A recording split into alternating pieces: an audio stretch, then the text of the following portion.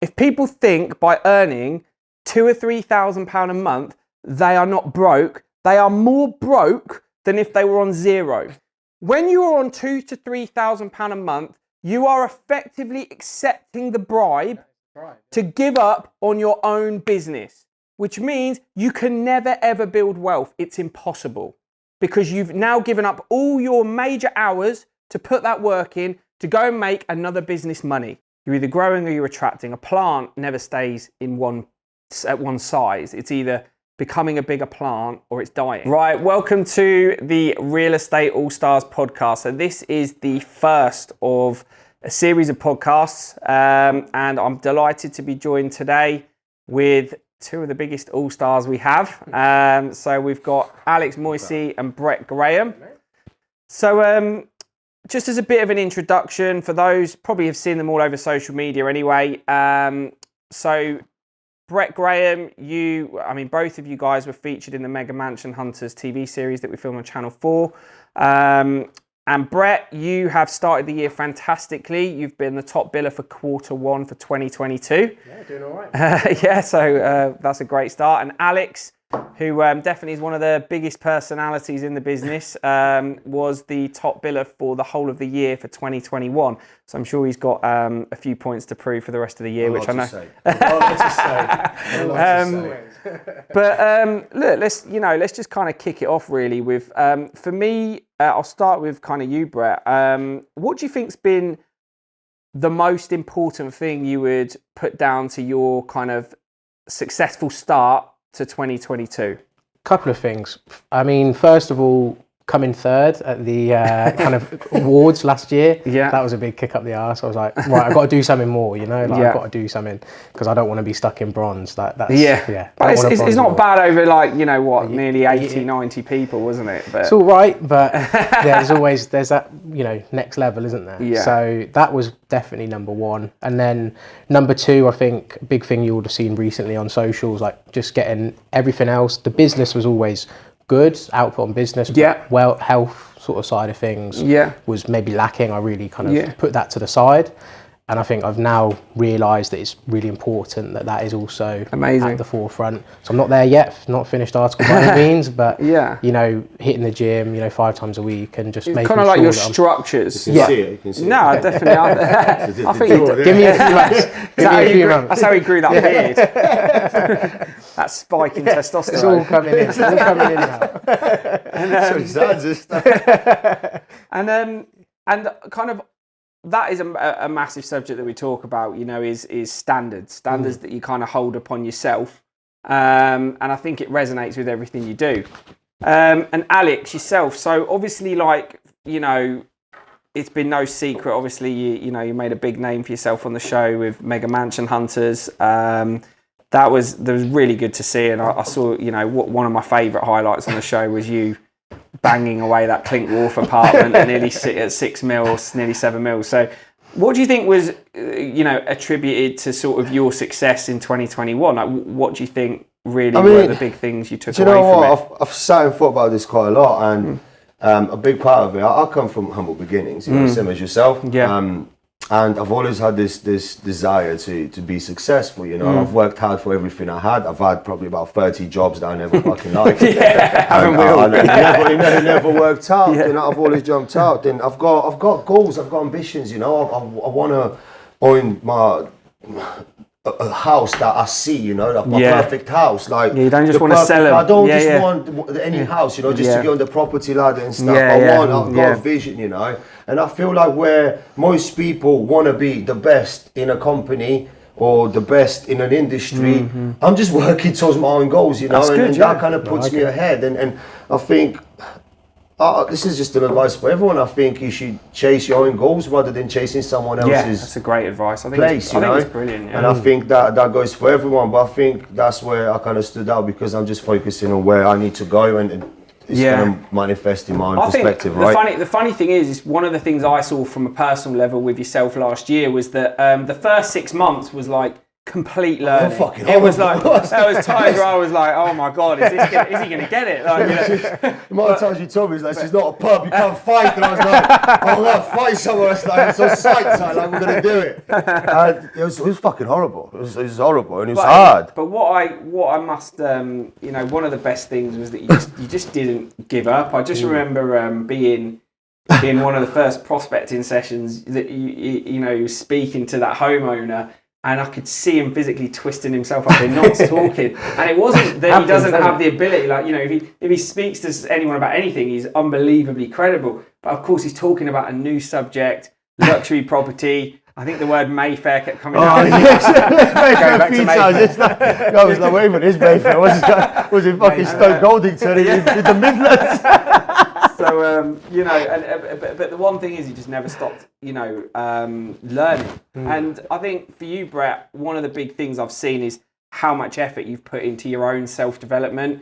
Every training session, every self-development session, every external session we book as a company, you're on it. Yeah, of course. How important is self-development to being successful as a luxury real estate agent? Massively, yeah. It's the biggest thing. Like you say, I think, just as I was saying, going back to the health side of things, obviously there's a business self-development as well. Yes. So it's always being on the training sessions, like you say. I mean, it's what we're here for, right? It's how we get better. And also, not even just from like a perspective of, just getting better at it, like if you're a newbie. Yeah. But for someone like myself, I've been in the business for a long time. It's not like I don't know what you're going to say, but it just helps keep it ticking along. Refresh. Exactly. Yeah. Refreshing. And also, you might say something new, a little nugget here and there that maybe didn't click when you said it a week ago, but it's always learning something new. And then, it's always growing, I think it's a great point. For me, I'm as you know, I'm hugely into kind of self-development. I just always believe that we should always be learning because, with life, with business, with self-development, with self-improvement, it's all about growth. I believe that you're either growing or you're retracting in whatever 100%. You do. You're either growing or you're retracting. A plant never stays at one size. It's either becoming a bigger plant or it's dying. And that's the same thing with our lives, that's the same thing with our business, that's the same thing with our health. Same as that bonsai there. That bonsai you gave me. I think mine's still hanging in there. Got 2 leaves left. So, just about. It's retracting seriously. The irony of that. Yeah, don't look at my bonsai tree. Look at the real estate. Can we get that bonsai in quick, please? Let me get that bonsai. Have a look at this.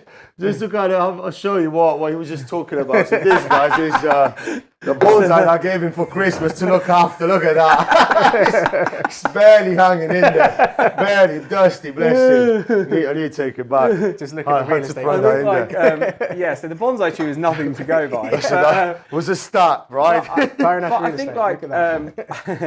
I think for me, it's, one of the things is you can learn a skill, but it takes a certain element of practice and repetition and consistency and discipline to become a master at that skill. Now, when you think about the different aspects we have to master, we're not just mastering a sell. We've got to master the prospecting. We've got to master the listing phase. We've got to speak to owners in a way where they can understand the true value of their property through facts, figures, data, market analysis, proper research done. Not, I think your house is worth this, which any cowboy estate agent will do. To interject there as well, I think a big one is that I've worked on a lot is people skills. Yes. It's people skills, because whilst it's good to obviously know that the whole process, you're dealing with different type of people every single day. The solicitor's different to the broker, the broker's different to the vendor, the buyer's different to, and it's like you just need to understand people and where they are. I think we spoke about this earlier. Everyone's got problems in their lives, and the moment you can understand people and people's skills, how to communicate, how to, you've got to be empathetic. There's a lot in, and I think people's skills is probably before everything else. The moment you can understand that, you can add everything else to that, and you can. Yeah. If you've got that basis, you can add I think that should be the foundation. And then 100%. Do you know what? If people can't build a rapport with you, then they're never going to do business with you, are they? That's the reality. There's been multiple contracts I've lost because I didn't get on with the vendor, and we literally sat there and was like, we're not going to be able to work together. And he said that, I was like, let's just go ourselves. It's like I need a week down the line.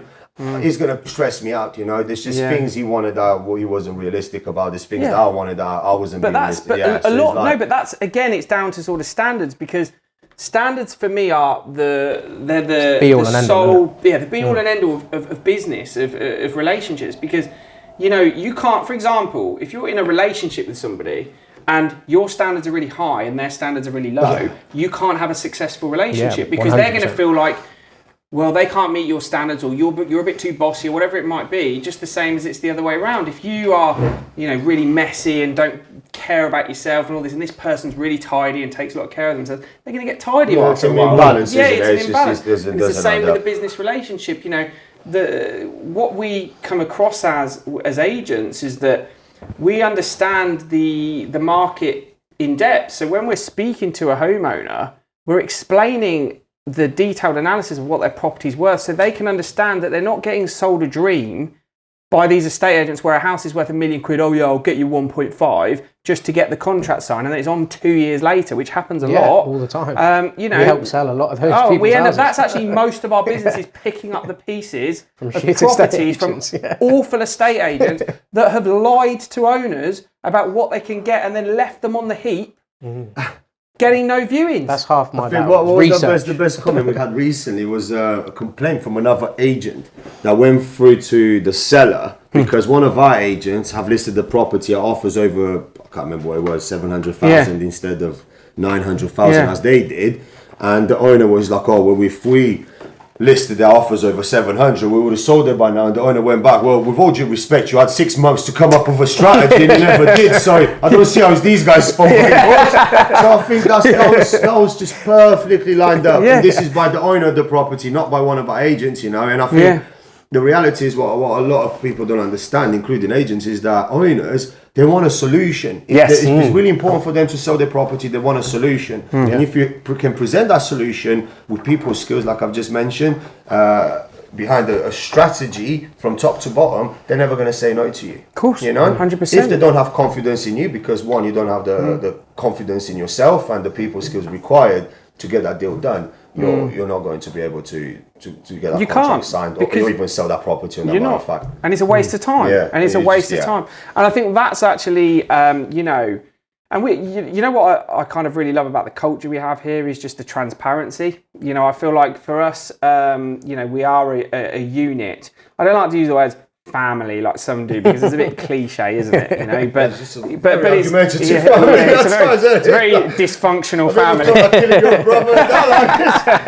get a lot here. But I feel like the culture, dysfunctional family. The culture is a family that needs therapy.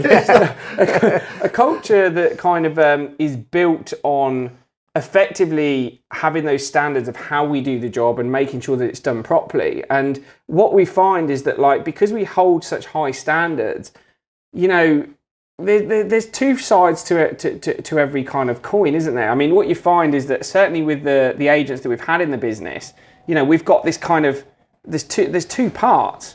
There's either winners or there's losers. That's how our business is set up. There's no kind of middle ground, because we're effectively playing in what we call the Premier League of property. We're not hovering around the bottom. We're not a bottom feeding agent. We're not looking for little scraps at the bottom of the barrel.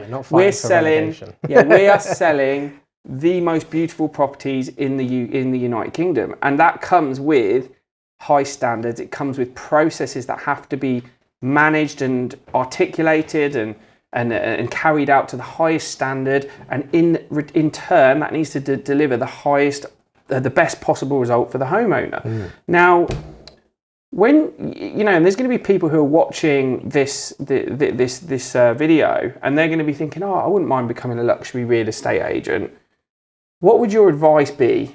And I'll take it individually off you. So Brett, you first. There's going to be someone, a man or a woman, they're watching this, they're saying, I could do that. I want to be a luxury real estate agent. I want to earn 200, 300 grand a year. What would you say to them? What would be your advice? Don't do it. Yeah. Let me do it for one. But what would your advice be? Well, it's not as easy as it looks, that's for sure. You've got to kind of sift through all the glam of social media. Like you say, it looks great on Instagram. It looks like, everything is always going well. But you've got to be massively. I think the main thing for me is being a really strong personality, like a strong character. You know, because we also, like everyone else, go through a lot of shit. You know? We're juggling a lot of plates, a lot of balls in the air at the moment. You know, deals falling through. You know, as you know. Just recently, I had 40 grand of sales. You know, like commission, fall out of bed, and it's not to do with me, but like you know, out of your hands. In the situation. Chains, stuff that's out of my hands. So you've got to be the type of person that can deal with that, I think is also really important. And then, you know, if you are that strong character and the person that puts in that work, you get to earn those massive rewards as well. You know? So you've got to, you know, it's not just about selling one house or doing one thing, one listing. There's some people that live and die by one deal. I know, You know, that's you're already losing, aren't you? Yeah, exactly. You're already losing. Just go and exchange through, so. Oh, good. Only 33 grand, guys, but no, thank you very much. Great job. That's a good start. Thank you very much. So just while we're on the camera now, Alex has earned, what is it, 17k? 16? No, 33k that is. Yeah, so you've got 17 grand. Just while you're on a podcast. It's good. Perfect time. It's not a joke, guys. It's all on there. Look, I'm pleased to advise that we have no exchange with completion set for the 4th of July. Lovely. There you go. Nice one. Oh, fuck, I needed that. That was vodka in there, by the way. Can fire up the heating for another month? No. With the gas bills in a minute. That was my next sentence for you. So, well, look, I think, you know, there's definitely a good side of it is, you know, live on this, we've seen, you know, effectively £17,000 in net income. That's someone's year's salary. Yeah, it's mad. So I was on a lot less when I was an agent. I was on, I think on a previous podcast with Samuel Leeds, I mentioned my first basic salary was 8.5 grand. So I think I was on like 13. I was on 13. Isn't it? I think the tax was more than the. I owed money at the end. So Alex, if someone's looking at this and thinking, I want to become a luxury real estate agent with Tyron Ash Real Estate, what would you say to them? What would be advice you would give someone before even contacting us? Have a fucking beard to start with. Have a beard. To put the jokes aside, it's like, ask yourself, why do you want to do this? Yes. Because if it's for the money, are you prepared to go broke for 6 months? Now, when I mean broke, I mean, are you prepared to like get in debt? That's a serious question. Are you prepared to get in debt? I'm not saying you're going to have to. I'm saying, are you prepared to go to that level? Are you prepared to go so far low that you could potentially have every debt collector in the country calling you for money? These are questions that I'm asking because that's how much you need to want this. Yes. You know, you have to go to so. Those are the best words to explain it. You have to be in so much shit. You've got to want it, but still want this on top. You know, because that's how far you're going to be pushed. Because at the moment, some of your sales or exchanges don't come through. And you fall behind on rent and you panic and you're like, oh, I'm going to fuck this, it doesn't work for me. You completely forgot what you started this. Yes. So I think that's the best advice. Then everything else we can teach you, that's not a problem. But I'm saying the first thing is be prepared to fall behind. Yes. You know? Take steps before you can come on top. You know, it's going to be a long journey. I think it's very, and even now. I think it's very, very real advice because I think what people, do you know what the funny thing is, right, is, and I've said this on a couple of recruitment meetings and things like that, is say you go to like a franchise convention and you go, I want to open a Costa or a Starbucks, that's what I want to do. And then you go to the desk and you say, I'm going to start a franchise with you guys. Yeah, no worries, and they fill it out and then they go, right, so what it's going to be is an 80 grand investment from you or 180 grand investment or whatever it costs, right? And they go, but don't worry, we've got finance options for you. So what you do is you sign it up, you put in this much money, we put in this much, and then that's your finance, and you have to pay it back. Now, if the business fails, you know you owe that money basically. But you're willing to get yourself 100 grand in back. But don't worry, because we've done it all over the country and it works. So you'll sell enough, foot-long subs or whatever it might be, and blah blah blah. This is an advert for Costa or Subway, just to be clear. But what I'm saying is that those types of things require massive, huge commitment. Yeah, massive. But hundreds of thousands of pounds, right? And people do it. And their business plan usually looks like year 1 is I'm fucked. Year 2 is I'm hoping to break even. And year 3 is let's hope we start making some profit. That's usually how it works. Yeah. And then when you get people in real estate and they go, I haven't made any money in 3 months. It's like, what? You're trying to build a business, so what? You want half the fucking money that comes in, you want all the accolades, you want hundreds of thousands of followers on social media, you want to earn £250,000 a year, but you're not willing to eat shit for 6 months. Yeah, it's mad. Fuck off. Fucking bitch. I think going back to the best advice is... You're not for us. I think that's the best advice you can give someone, isn't it? Like, be prepared to invest everything you've got into getting successful like this. And the moment you feel like it doesn't work, invest everything else you got. Yeah. You know? And then tell me it doesn't fucking work. Because that's what I had to do. That's what he had to do. Yeah. You had to do the same. I had to borrow 100%. money from my missus to get this Listen, going. I remember. Leave your fucking excuses at home as well. Watch you at it. Yeah, exactly. I don't want to hear your excuses. I categorically remember when I made the decision this business had to happen because I couldn't get what I wanted. I wanted the senior partner roles that we have in this business are what I wanted from other businesses and they couldn't give me it. That's why I designed this business like it is. And when I knew I had to set the business up, there was no other option. I didn't care. I owed rent, I owed money, I had credit card debts, I had all these different things. I knew I owed it all, but I didn't care. I called my landlord up and I said, I'm not paying you rent. And he went, well, you can't just ring me up and say that. And I said, well, the reality is... Rather you know now. I said, I'm just being honest because I've started my business. I'm not going to earn any money for about 3 or 4 months. And that money's, and your rent's paying for it. So I can't, I'm not going to pay you over my business. And But the reason I'm calling you is not to be a dickhead. It's because within that 3 months, I promise you, I will be in the black with you. I'll be up to date. It will happen. So you don't need to go to court. You can issue a court order if you want, but it will be done. And I paid him back in 6 weeks. What I'm saying is that that was the risks I was willing to take on my own future.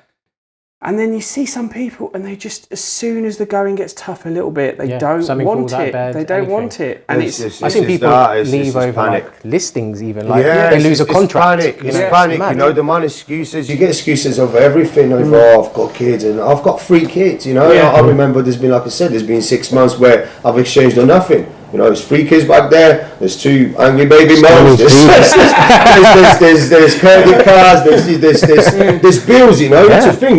I think my lifestyle's like 10 grand a month, and when that money isn't coming in, everything goes like it's hectic. But the problem is I don't use that as an excuse to call time. But I time everyone's on my back. I use that pain to work harder, and I'm like, right. I'm like, I need 10 grand. I need to get at least 5 listings on within this month to get that money and be able to. Do you know what I mean? Because otherwise, back against the wall. What happens is all the hard work you've done, you leave it because that pain is coming and is grabbing your shoulders, and you leave all the hard work you've done and you go and get a job somewhere. But the reality is, you're going to lose another month trying to pay. Then all you're going to end up doing is actually roll over in a debt that's never going to end. Because you got scared that one moment when you should have pushed harder. Well, put it this way: if people think by earning £2,000 or £3,000 a month, they are not broke. They are more broke than if they were on zero. That's sacrifice. And the greatest saying I ever heard was, if you won't make sacrifices for your dreams will become the sacrifice. That was the best saying I ever heard. And I remember when I was eating those beans on toast, I thought, I fucking made sacrifices here. It's coming to me. I know it's coming to me. I agree. I know it's coming to me. I agree. People don't know the fucking sacrifices I've made. So when people want to give us shit, when they write their stupid fake reviews, when they try and get on our case, I just think, fuck you. You don't know what we've been through here. You don't know what we're doing on a day-to-day basis that's making us set so far apart from what the competition is doing. And we are willing to go far further than you are for a couple of grand that you're willing to do at 9 to 5, 9 to 6, take your time off, go to the pub on a Friday, smoke a fag out the front on a lunch break. And we're working 7 days a week. We're tying up deals at 11 o'clock on a Sunday night. You do not even know what it's like to be us. You're not even fit to polish our fucking shoes. It's easy, you know, when people see happiness and they're not happy, they want to tear that apart, you know, and they want to tear it apart. And I think, like you said, the sacrifices, when you know, like you said, you've eaten those beans and you've made that sacrifice and stuff, you're grateful. Those beans, you know what, I'm eating, I've got business, I'm growing. And I think because of being in those positions over and over and over again, I've become, what you said to me yesterday, today as well, that I'm immune to fucking excuses. Yes. I don't care about... To it. like when I hear Nothing people, I've got flies, kids, yeah. I've got a separate job, I've got like, so have I. You know, so have I, so has other people and stuff, you know, and you make it work, you know, like you make it, if you really want it, same as you want those cigarettes that you smoke, or the weed, or the cocaine that you sniff, whatever you fucking do. When you want that, you go and get it. What's that saying? When he's like, have you ever seen a crackhead complain that he doesn't have crack? No, Which is really funny. I'm sorry for talking about this, No, but they it's go true. out and get it. There's no excuses in between. When you really want something, the fact that you're hungry should actually make you hungrier. Yeah, 100%. You know, and go and work hard. And I think Yeah. every time I hear I've got a team of 20, Brett has got a team of 10, 15, and excuses, I'm immune to them now. It's not because I'm an asshole or I'm sympathetic or something. I don't care.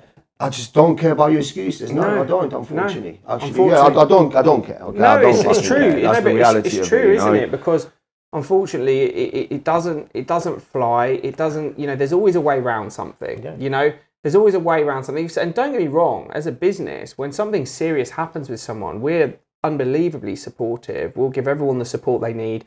But when it's just until you spoke to the vendor. But before we help you, have you spoke to the vendor? Make sure your stuff's in order. Make sure you spoke to the guy. But, you no, know, how can I help? But like, I think that, you know, there's a line of you know, that we all cross.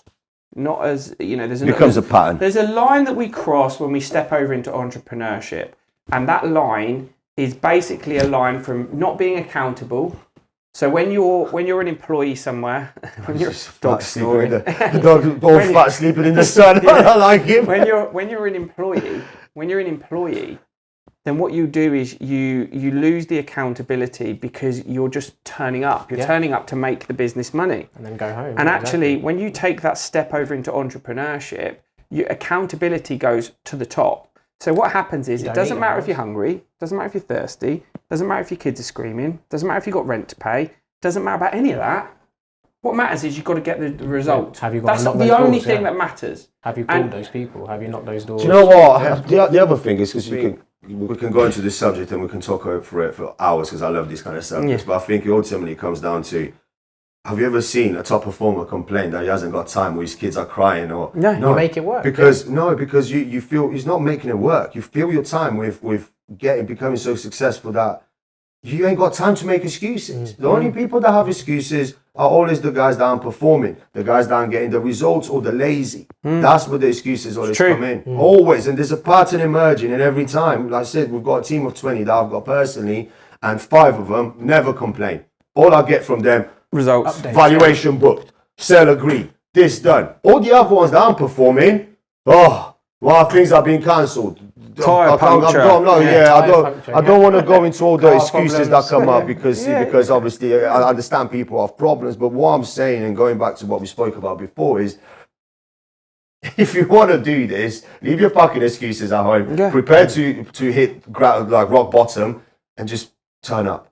Oh, absolutely. You know? Because the great thing is at the end of it, there is just the most unbelievable career, and that's the bit that I love about it. It's gone on a bit of a but it's like but we're really trying to. But the main thing is, where's the main camera? Like, it gets better. Like, trust me, we're really not selling this. It's like, I think it's that this. It gets better. No, but I think with a lot of people who, and it's not just real estate, people who've got into different businesses, sacrifices have to be made. Of course. The reality is if you want to earn 200, 300, 400, 500,000 pound a year, that comes with a sacrifice, and we're just explaining the sacrifices, the pound of flesh that you have to give if you want to achieve that. Because no one's going to go, by the way, here's a massive safety net, and when you're ready, then we're going to give you £500,000 a year.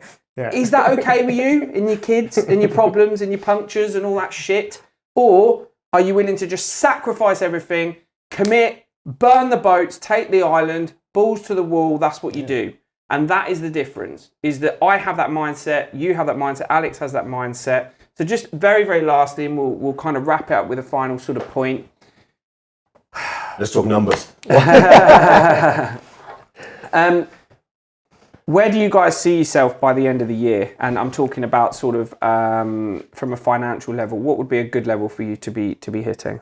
Well, definitely. I mean, the target I set at the start of the year was to 2x what I did last year. Yeah.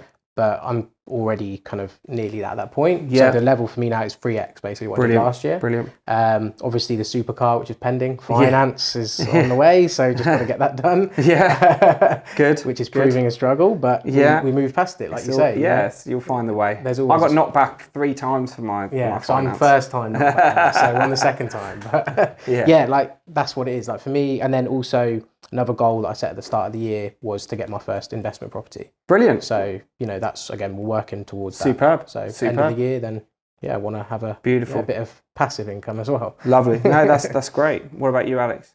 Well, I've got 1 million in exchanges that I want by the end of the year. Amazing. That's the standard. I'm halfway there already. Superb. Just on a sell pipeline. They're all starting to come in, so this quarter. You've had one come in. This quarter 2 is going to be immense, but I want 1 million in exchanges. Amazing. And that's not even debatable. I think you can do it. I've already got what I want in my bank. I've already got what I need to have in my bank, so to speak. So that's all is on my screen. Brilliant. Look at that. Well, I think, look. 548,000 in the bank. That has to stand in there by December, Superb. I haven't decided what to do with the money yet, but let's just get it in first, then we can worry about that later, Well, I think that, the most important thing is, and from what I'm taking from this, is that, you both have extremely disciplined, focused mindsets that you know what the end goal is. You prioritize that end goal, and I think that is why you keep hitting week in, week out, month in, month out, and now year on year, it's happening. And that's why we work well together now as well. That's a good point. Like me and Brett last year, we was on site every time we see each other. I was like, it's like 1 year, Brett, like that bench fight. But I think like again, now we're tying up deals together, and we work well together, and we both got a completely different approach to the industry. But it fucking works. Because the goal is the same. Yes, I think that was one of the things that, just to finish on as well, is that, you get the most unlikely relationships in this business because at the start, you two would never have got on in a million years. You wouldn't have been in the same friendship circles, nothing. Cheese, literally. But the thing is when you go through the journey of building an amazing business and doing it in your own way, but with the same end goal, that becomes your common ground. Because real estate, the best thing I could finish on here is that real estate is not a job. Estate agency is a job. Sales is a job.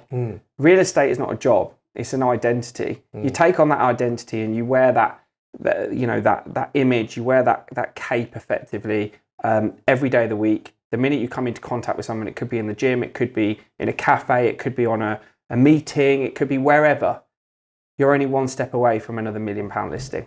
Yeah. And that is the beauty of this job, and that is your common ground, is that you're always going to be doing that. You talk about that, whenever we're in social situations, we're always talking about anyone ever talks about his work. That's why you end up bringing Brett rather than someone that used to go pub with every day, because we have the he's same going to talk, so he's like, Brett, what's going on with that deal? He's like, we're going to get jogging. So it's like the conversations in your life changes based on where you're heading, Oh, 100%. And I think that's what's great is, we're on an amazing journey together. It is a real pleasure to kind of to be working with you both as well in this partnership. Cheers, I think it's been an amazing kind of 2 years. I want to announce the exchange. And I know Alex is itching to announce the big group. Come on. We'll wrap up there, guys. But look, thanks for joining me. Pleasure. Can we have a cool tune at the end?